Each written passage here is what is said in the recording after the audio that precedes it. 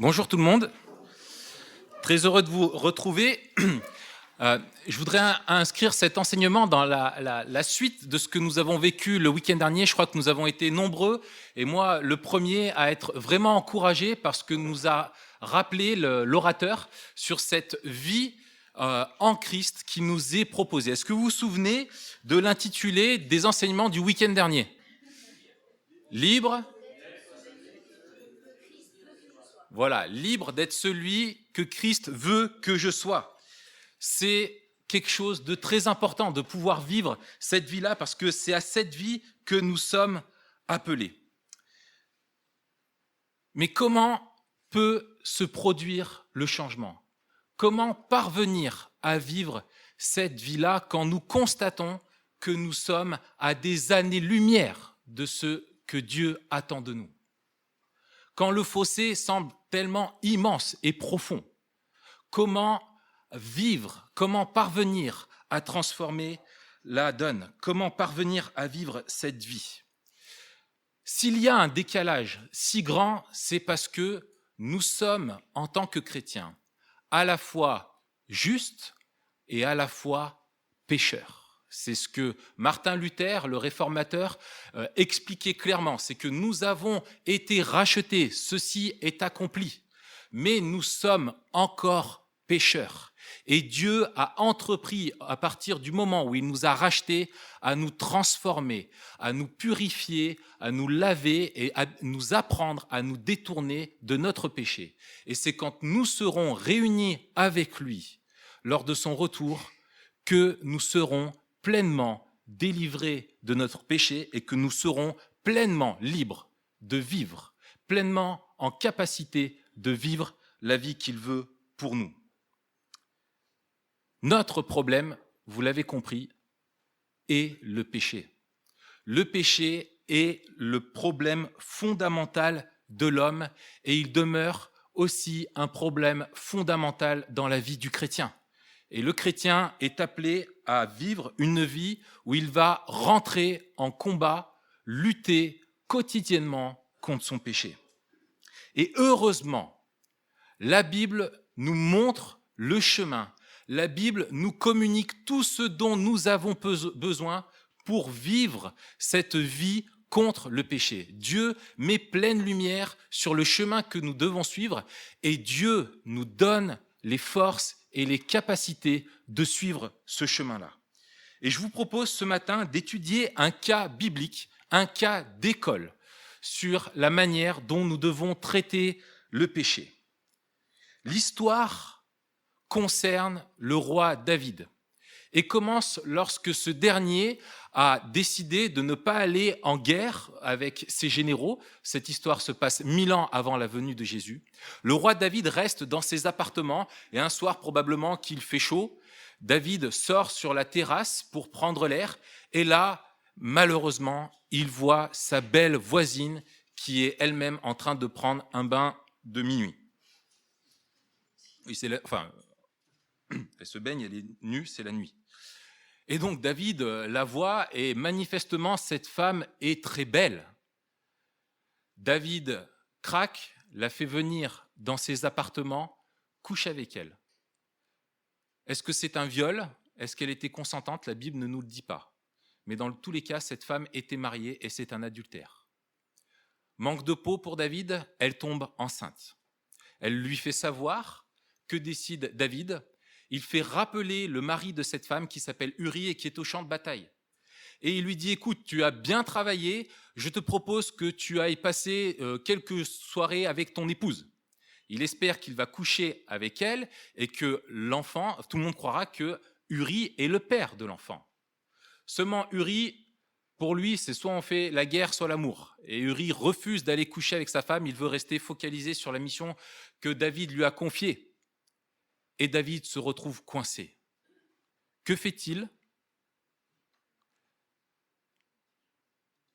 Un complot machiavélique où il va demander à ses autres généraux de permettre qu'il y ait une situation où Uri se retrouvera seul sur le front et où il mourra. David planifie un assassinat. Quelque temps après,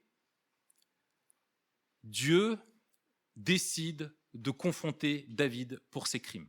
Et il envoie devant lui Nathan, le prophète. Nathan va à la rencontre de David et lui raconte une petite histoire. Il lui dit, voilà, c'est l'histoire d'un homme riche, il a plein de troupeaux et il a un voisin qui n'a, lui, qu'une seule brebis. Et tu vois, cet homme riche, un jour, un voyageur vient chez lui. Et cet homme riche veut offrir l'hospitalité à ce voyageur.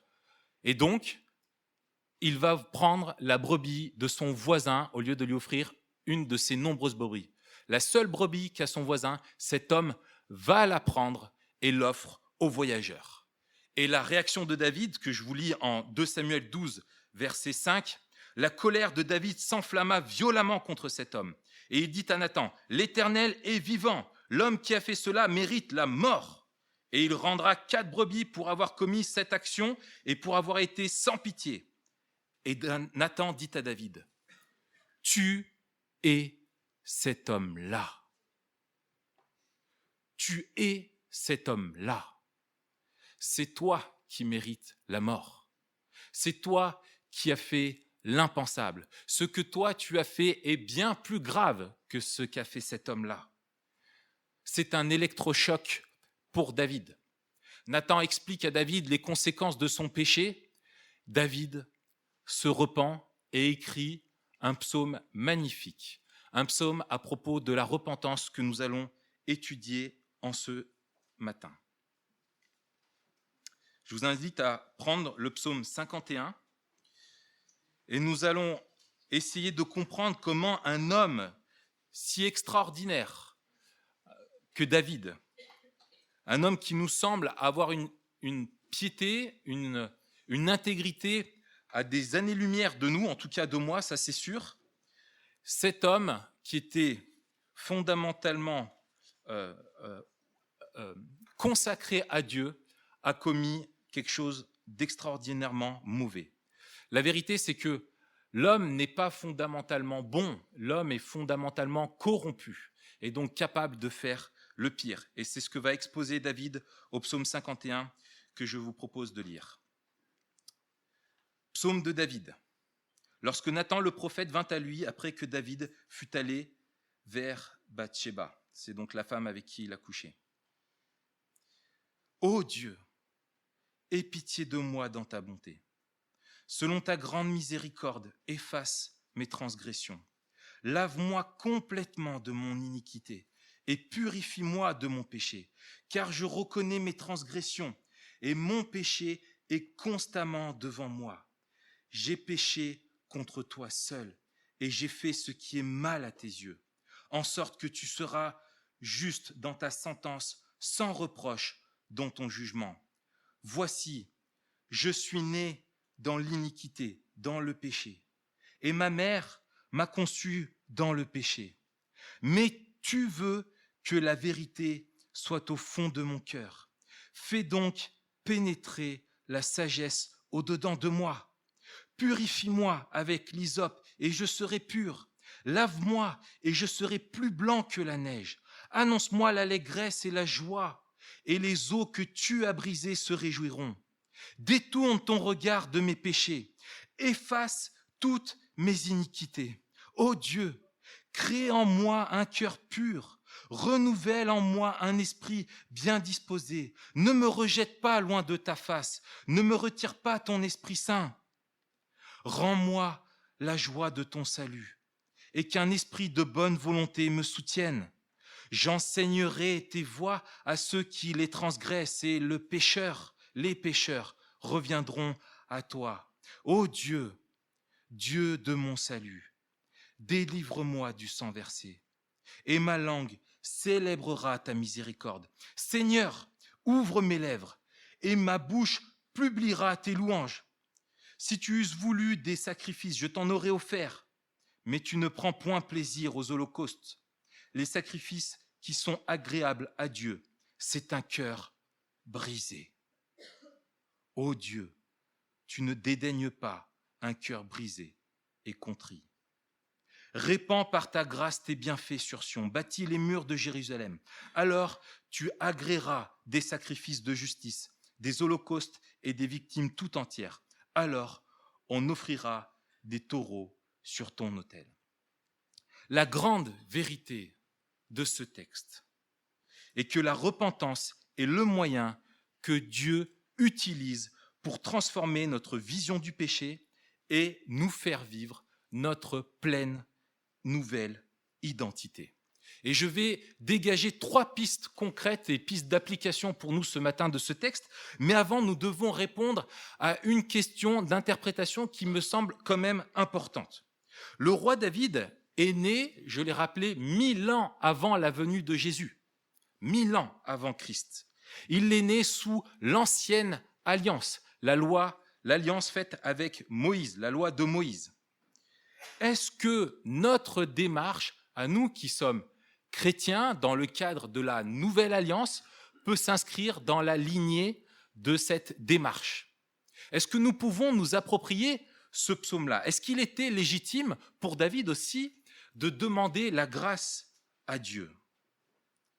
David savait que Dieu avait un plan pour le rachat de son peuple et que ce plan passerait même par sa lignée, que Dieu enverrait son Messie pour régler le problème du péché.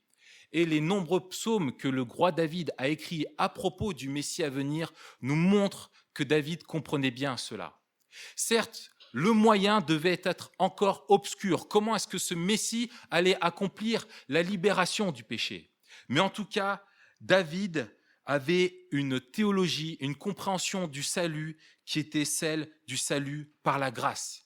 Et dans ce psaume, il dit même, bien que les sacrifices ne peuvent rien pour plaire à Dieu. Ce que Dieu veut, ce que toute la Bible nous enseigne, c'est qu'il y a pour nous un seul moyen d'être sauvés. C'est par l'œuvre de Christ. Sans sa justice qui nous est imputée, impossible de nous présenter devant le Père. Et le moyen de saisir cette grâce, David l'a compris, c'est par le brisement, par la foi, par la repentance. Alors comment Dieu a-t-il pardonné les péchés de David tout en demeurant juste alors que nous sommes 1000 ans avant la croix? Eh bien, le Nouveau Testament nous jette la lumière sur ce cas-là dans l'Ancien Testament, et l'apôtre Paul, dans l'Épître aux Romains développe toute la problématique du péché et comment Dieu règle le problème du péché, mais dans la perspective de l'éternité. L'Épître aux Romains, au chapitre 3, verset 25, l'apôtre Paul nous donne la réponse. Je vais lire à partir du verset 23. « Car il n'y a pas de distinction. Tous ont péché et sont privés de la gloire de Dieu. Nous sommes tous pécheurs et privés de sa gloire. Et ils sont gratuitement justifiés par sa grâce, par le moyen de la rédemption qui est en Jésus-Christ. » Dieu manifeste sa grâce que d'une seule manière, c'est par le plan de la rédemption que Christ a accompli. C'est lui, Christ, que Dieu a destiné comme moyen d'expiation, c'est-à-dire de détourner le péché, c'est lui qui a reçu le péché que nous méritions, pour ceux qui auraient la foi en son sang, afin de montrer sa justice. Parce qu'il avait laissé impunis les péchés commis auparavant, dont ceux de David, au temps de sa patience. Il a voulu montrer sa justice dans le temps présent, de manière à être reconnu juste, tout en justifiant celui qui a la foi en Jésus. Le mystère que nous révèle le Nouveau Testament, c'est que le Père sauve son peuple au moyen du sacrifice de son Messie, et que son œuvre a une portée éternelle, une portée sur l'éternité passée, sur le présent de la croix et sur l'éternité à venir. Quand Christ est mort à la croix, il est mort une fois pour toutes, autant pour les péchés de son peuple laissés impunis avant sa venue, que pour nos péchés à nous aujourd'hui. 2000 ans après Christ ou 1000 ans avant, c'est la même solution, c'est Jésus-Christ, celui Pour David, ça voulait dire placer sa confiance dans le salut par la grâce. Il reconnaît c'est qu'il avait besoin de la bonté de Dieu. Et regardez ce que nous dit le psaume. Dans ta bonté, selon ta grande miséricorde, lave complètement, purifie, détourne ton regard des péchés, efface, délivre-moi du sang versé, ne dédaigne pas un cœur brisé et contrit, répands par ta grâce tes bienfaits. Donc nous pouvons tout à fait nous approprier cette démarche de repentance de David parce que nous sommes au bénéfice de la même grâce. Nous pouvons être purifiés parce que Christ a porté notre souillure. Nous pouvons être délivrés du sang versé parce que Christ a versé, lui, son propre sang pour nous. Si Dieu détourne son regard de notre péché, c'est parce qu'il a tourné son regard vers Christ et l'a traité comme si c'était lui qui avait péché et pas nous. Christ a porté pour nous à la croix la condamnation de notre péché. Et c'est ce qui fait dire à l'apôtre Jean, dans sa première épître, au chapitre 1, verset 9, que si nous confessons nos péchés, il est fidèle et juste pour nous les pardonner et nous purifier de toute iniquité. Parce que Christ a payé, Dieu est fidèle et juste et efface nos transgressions. Alors, 3 pistes pour nous. Premièrement, se repentir, c'est reconnaître l'ampleur de son péché. Et c'est ce que fait premièrement David dans ce psaume. Et ça commence par prendre conscience de notre culpabilité. Le problème du péché est multiple, mais David reconnaît avant tout sa culpabilité devant lui. Regardez ce qu'il dit au verset 5. « Je reconnais mes transgressions et mon péché est constamment devant moi. » Il est obnubilé par ce qu'il a fait, obsédé par sa culpabilité. Ça ne vous est jamais arrivé de regretter tellement et de vous dire si j'avais une occasion de revenir en arrière et de tout recommencer, de ne pas faire ce que j'ai fait. David est obsédé par cette pensée-là. Le péché est quelque chose qui nous blesse au plus profond de notre conscience, au plus profond de notre âme. Le péché crée une meurtrissure qui ne peut se guérir par elle-même. Le péché est une anomalie et Dieu, dans sa grâce, permet que le péché soit horrible à vivre. Le péché a des conséquences sur l'ensemble de la création, a des conséquences dans la dynamique même de la vie sur la terre à cause de le péché provoque la maladie, la mort, mais le péché provoque aussi toutes les injustices et le péché aussi provoque en nous cette conscience meurtrie. Et c'est une grâce, parce que sans cette conscience meurtrie, pourquoi se tourner vers Dieu et pourquoi chercher à être délivré de son péché? Le mal Dieu utilise le mal pour nous montrer que c'est une anomalie, le péché, et nous pousser à nous tourner vers lui. Et si le péché est si destructeur, c'est parce qu'il est infiniment mauvais, infiniment laid et dramatique pour ce qu'il est. Le péché est avant tout une offense faite envers Dieu. Et c'est ce que David confesse au verset 6. « J'ai péché contre toi seul et j'ai fait ce qui est mal à tes yeux, en sorte que tu seras juste dans ton jugement, dans ta sentence, sans reproche dans ton jugement. » Avant toute chose, le péché est premièrement une transgression de la loi morale de Dieu. Le péché est donc une attaque à qui est Dieu. Comme le définit Wade Grudem, il dit « Le péché est directement le contraire de tout ce qui est bon dans le caractère de Dieu. Et tout comme Dieu prend nécessairement et éternellement plaisir en lui-même et en tous ses attributs, dans toutes ses qualités, dont la sainteté, la bonté, la perfection morale, Dieu est totalement et éternellement le péché.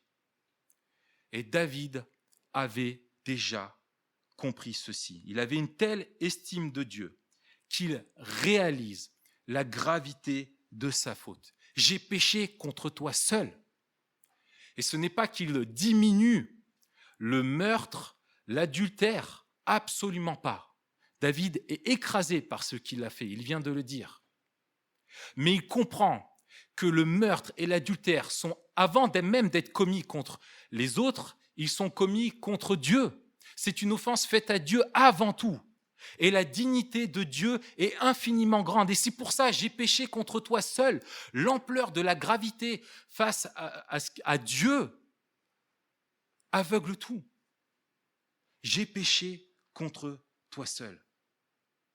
Et ceci l'amène à une autre constatation. Il reconnaît que le péché fait partie intégrante de sa nature. Regardez au verset 7, il dit « Voici, je suis né dans l'iniquité et ma mère m'a conçu dans le péché. » Veut-il dire que sa mère l'a conçu au travers d'un adultère ou qu'il est un enfant illégitime? Absolument pas. Le péché, ce que veut dire Adam, c'est qu'il lui a été transmis dans sa nature. Avant même qu'il naisse, il était pécheur. Il est par nature pécheur. Le péché est transmis à toute l'humanité, à chacun d'entre nous. Nous sommes tous pécheurs parce que nous héritons tous de cette nature qui nous a été transmise par Adam. Il était notre représentant, le garant du respect de la loi de Dieu pour tous les hommes. Et lorsqu'il l'a transgressé, il nous a tous condamnés. Et la Bible nous enseigne qu'à sa place, nous aurions fait exactement la même chose.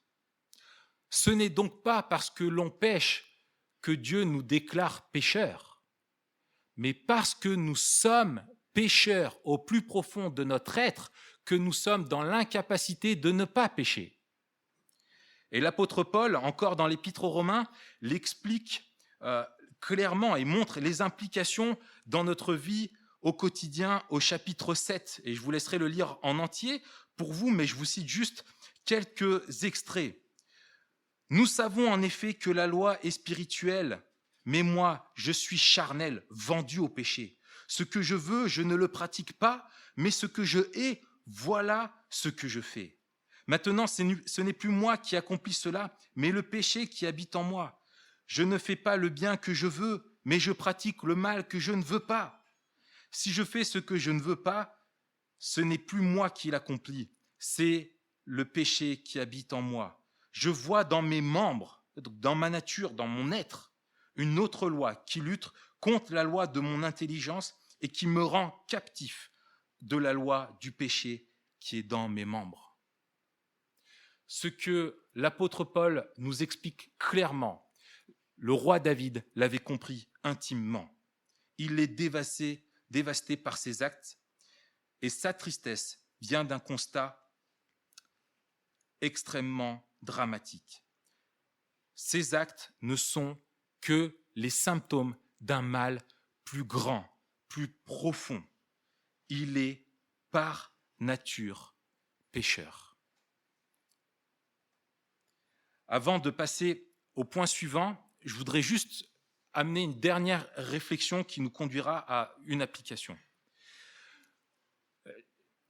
Comment, c'est vraiment une question que je me pose et que je me suis posée, comment est-ce qu'un homme comme David a-t-il pu aller si loin quand même?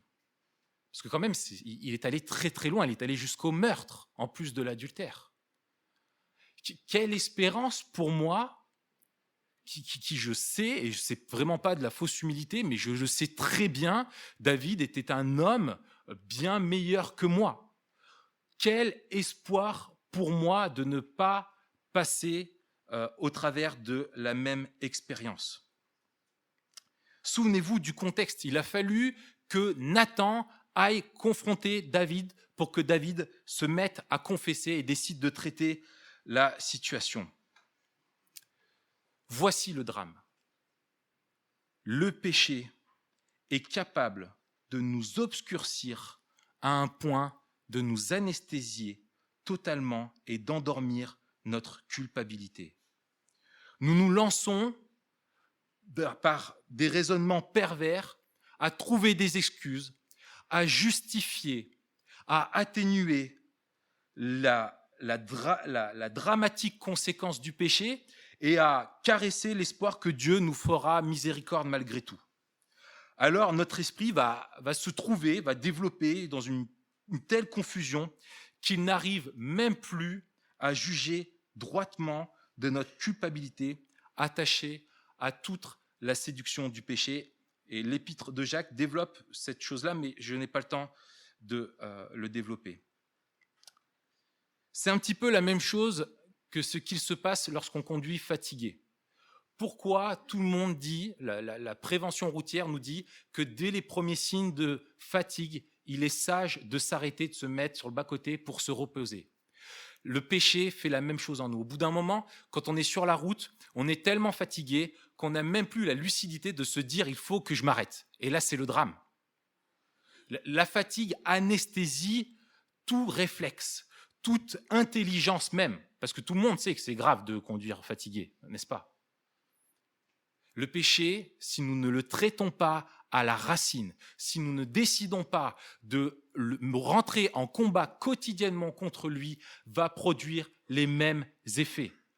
On n'arrive jamais du jour au lendemain à quelque chose d'extraordinairement mauvais, mais ce sont souvent de nombreuses négligences, de nombreuses ignorances de toutes les alertes que Dieu nous envoie dans notre vie qui nous conduisent à commettre des choses irréparables. Comment ne pas en arriver là ? Je crois qu'il est important d'être vigilant, de vivre comme une sentinelle en temps de guerre et de ne pas négliger la puissance du péché en nous.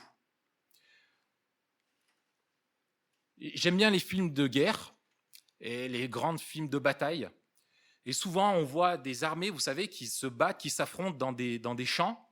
Et l'armée ennemie poursuit sa retraite et à un moment disparaît dans la forêt. Et là, c'est la question, est-ce qu'on les poursuit ? Est-ce qu'ils sont vaincus ? Est-ce qu'on va jusqu'au bout ou on s'arrête là parce qu'on ne voit plus les ennemis ? Si nous croyons que la lutte contre le péché est terminée dans notre vie parce que nous n'en voyons plus des gros symptômes ou nous ne voyons plus l'ennemi en face de nous, nous nous méprisons. Il faut aller dans la forêt et le poursuivre et le mettre à mort. Et pour cela, Dieu nous donne un moyen concret, c'est la confession.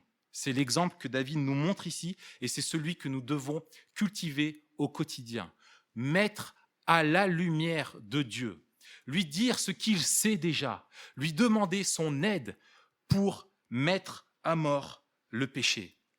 Se confesser, c'est dire à Dieu ce qu'il sait déjà.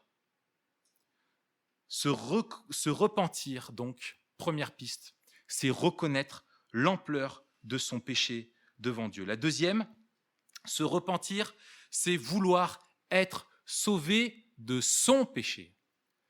Être sauvé de son péché, ça peut vous sembler totalement banal ce que je dis, et je m'en rends compte en le disant. Mais se repentir, c'est vouloir être sauvé de son péché, pas simplement des conséquences de son péché. Et croyez-moi, quand on s'intéresse un peu et qu'on regarde tous les bouquins qui peuvent être lus, tout ce qui peut être dit dans des radios chrétiennes ou sur des sites internet, eh bien on voit que malheureusement, souvent, le peuple de Dieu s'égare et va s'attacher à être libéré des conséquences du péché plutôt que du péché avant tout. Regardez ce que dit David, verset 3.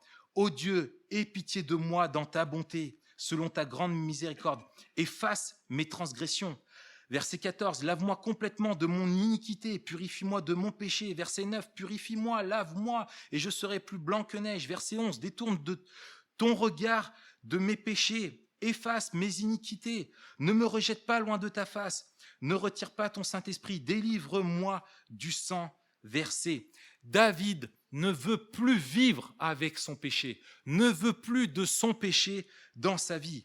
La repentance, c'est vouloir être sauvé de son péché, pas simplement des conséquences de son péché. La plupart d'entre nous connaissent mon parcours, et vous savez qu'avant de me convertir, j'étais quelqu'un de totalement dépendant à la drogue. J'ai vécu pendant 10 ans lié à ça. Croyez-moi, avant ma conversion, je me repentais des conséquences de mon péché. Je ne voulais plus subir les conséquences de ma dépendance parce que j'en constatais tous les effets néfastes dans ma vie. Et donc, j'espérais être délivré de cela. Et puis quand je me suis converti, que j'ai appris à connaître Dieu et que j'ai appris à comprendre l'ampleur de mon péché, j'ai commencé à détester mon addiction pour ce qu'elle était, pas simplement pour les conséquences qu'elle impliquait dans ma vie. Et ça, c'est le travail de Dieu, de nous mettre en lumière, de nous montrer la gravité de notre péché dans notre vie. Un autre exemple.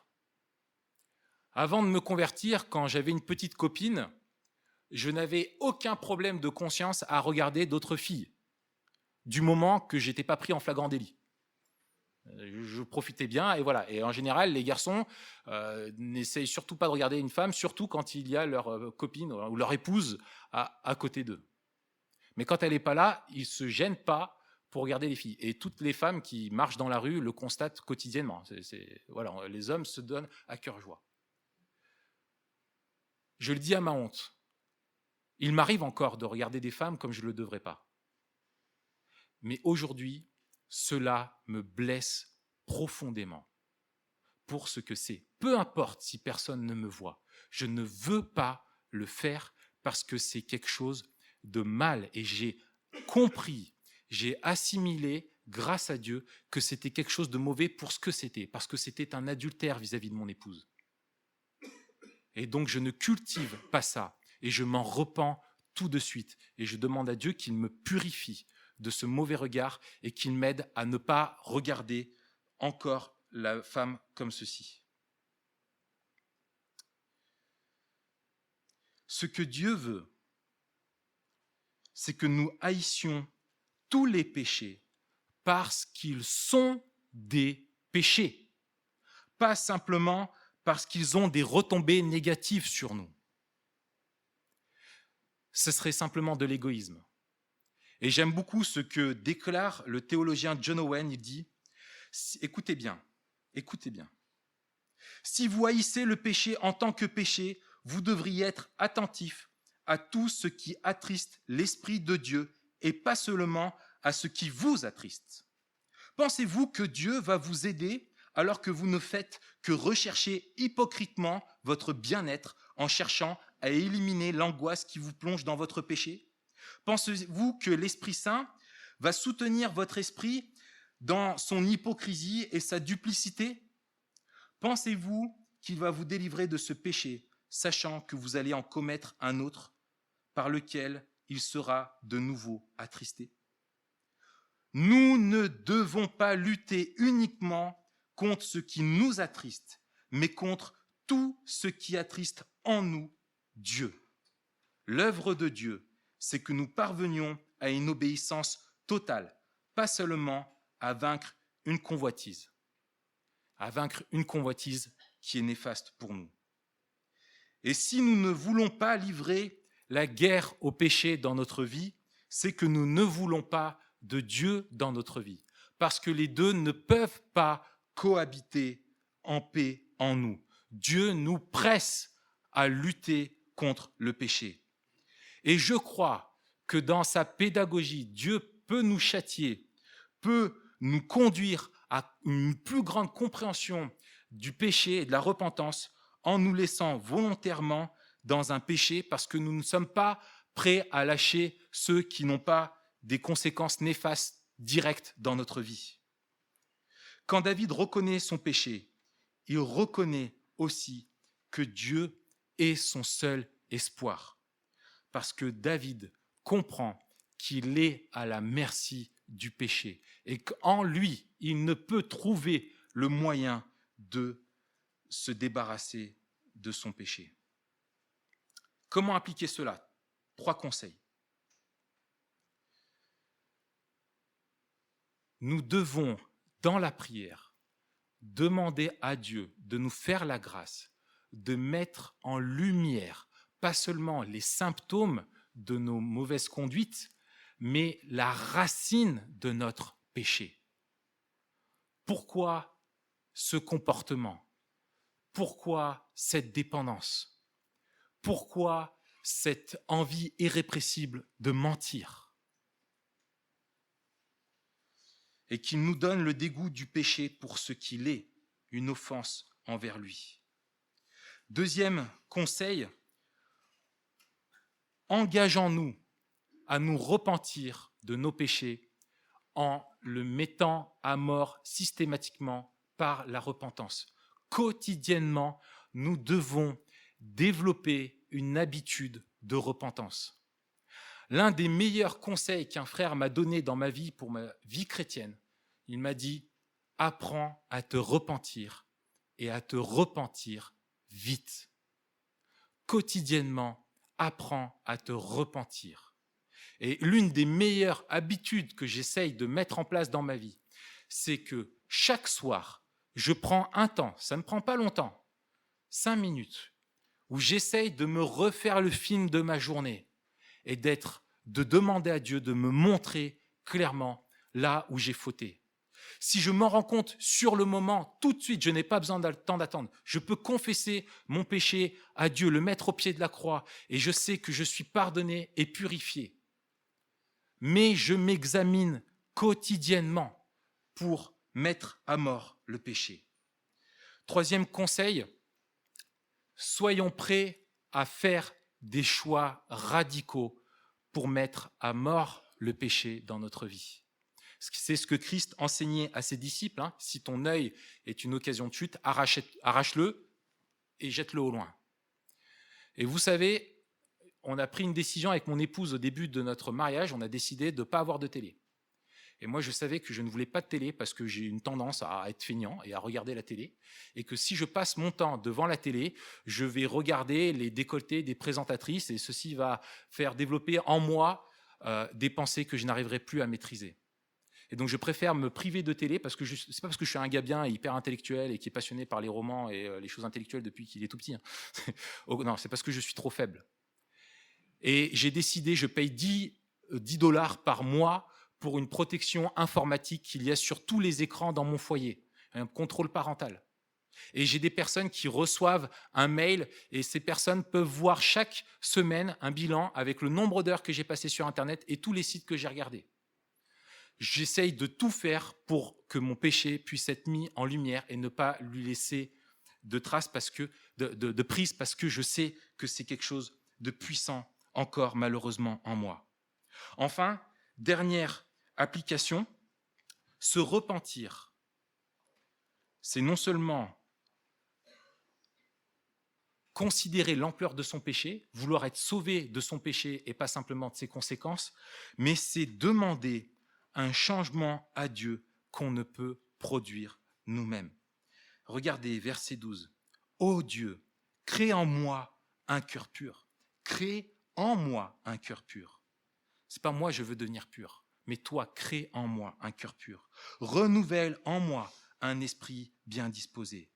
Verset 14. « Rends-moi la joie de ton salut et qu'un esprit de bonne volonté me soutienne. » Rends-moi la joie de ton salut. David était allé chercher ailleurs un bonheur illusoire qu'en Dieu. Quand nous allons vers le péché, c'est que nous cherchons une source de satisfaction en dehors de Dieu. Et la repentance, c'est demander à Dieu de renouveler en nous la vision de son œuvre, de qui il est, de son salut. Ce qui est une grâce, c'est que non seulement Dieu pardonne, purifie notre souillure, notre péché, mais qu'en plus, c'est lui qui crée en nous ce qu'il désire voir en nous. Dieu ne nous demande pas de créer en nous un bon chrétien, mais il nous dit de lui demander de le faire, de faire de nous des personnes qui vont lui plaire. Dieu est non seulement la source de notre salut en Jésus-Christ, mais il est aussi la source de notre transformation. Nous ne pouvons pas vivre notre nouvelle identité sans vivre la transformation qu'il lui opère dans notre vie. Et ceci m'amène à la conclusion. La repentance sert à l'adoration de Dieu. Elle ne vise pas simplement le pardon de Dieu, mais elle nous conduit bien plus loin. Elle vise notre restauration. Dieu, par grâce, nous restaure, nous lave, nous purifie, pas simplement pour régler la dette, mais pour créer en nous le désir d'être adoré. Ce que Dieu veut, c'est être adoré par le pécheur qui est gracié. Et Rolly le rappelait, c'est ce qu'est la Sainte Seine encore aujourd'hui, et nous nous rappelons que c'est par Christ que nous pouvons faire ceci. Dieu nous sauve et nous pardonne pour que nous vivions pour célébrer la gloire de sa grâce, nous dit l'Épître aux Éphésiens. Le cœur de la vie chrétienne n'est pas simplement de rechercher l'abstinence du péché, d'essayer de vivre chaque jour en essayant de ne pas pécher. Ce n'est pas quelque chose qui est que négatif. Le péché, c'est l'anomalie. Le cœur de la vie chrétienne, c'est de vivre pour Dieu, de vivre à servir ce que lui veut. L'apôtre Paul dit aussi en Éphésiens que nous ne sommes pas sauvés par des œuvres, mais pour des œuvres. Nous ne sommes pas sauvés simplement pour ne plus pécher, mais aussi pour adorer, pour servir la gloire de Dieu. Et si notre objectif dans notre vie est simplement de ne pas pécher, nous passons à côté de ce que Dieu veut pour nous. Nous passons à côté de l'objectif de Dieu, de cette vie, de cette nouvelle identité qu'il veut que nous vivions. Dieu veut que nous vivions pour partager la nature de son Fils, pour vivre comme son Fils, pour célébrer sa gloire, pour marcher de gloire en gloire. Nous sommes pécheurs et justes à la fois. La grâce est le moyen que Dieu utilise pour nous montrer sa gloire. Et dernière application, Dieu utilise notre brisement aussi pour la guérison des autres. Et la repentance, notre restauration, doit nous pousser à vouloir celle des autres. Avant que David ne se repente, quand Nathan lui parle de cet homme qui a volé la brebis de son voisin, David veut le condamner à mort. Et là maintenant, que dit David ? « J'enseignerai tes voies à ceux qui les transgressent et les pécheurs reviendront à toi. Ma langue célébrera ta miséricorde et ma bouche publiera tes louanges. » David ne se contente pas d'être heureux. David ne se contente pas d'être tout propre et d'être content dans sa relation intime restaurée avec son Dieu. Non, David comprend qu'il est restauré par Dieu pour faire connaître la gloire de Dieu aux autres pécheurs autour de lui. Et ce que veut David, c'est que les autres partagent soit au même bénéfice que la grâce qu'il a reçue. La seule qualification que Dieu nous demande pour être des témoins de lui, c'est que nous nous considérions comme les premiers bénéficiaires de sa grâce, comme étant ceux qui en ont le plus besoin avant celle des autres. Et que Dieu nous donne un regard plein de compassion, une compassion qui va nous pousser à aller voir les autres et leur dire « Le cadeau que Dieu m'a fait, il veut te le faire. » Alors je vous rappelle comment se repentir, comment parvenir à vivre cette nouvelle identité. Se repentir, c'est reconnaître premièrement l'ampleur de son péché, c'est désirer deuxièmement être sauvé de son péché, pas simplement des conséquences mauvaises de certains péchés dans notre vie, mais de tout son péché pour ce qu'il est. Et troisièmement, c'est demander à Dieu un changement qu'on ne peut produire par nous-mêmes. Que Dieu nous fasse la grâce de ne pas reporter à demain la repentance qu'il attend de nous aujourd'hui. Soyez bénis. Amen.